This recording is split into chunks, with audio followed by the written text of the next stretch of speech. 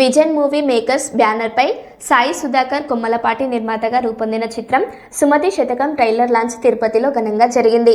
MM Naidu దర్శకత్వంలో అమర్దీప్ శైలి చౌదరి జంటగా నటించిన ఈ చిత్రం ఫిబ్రవరి 6న ఆంధ్ర తెలంగాణలో విడుదల కానుంది.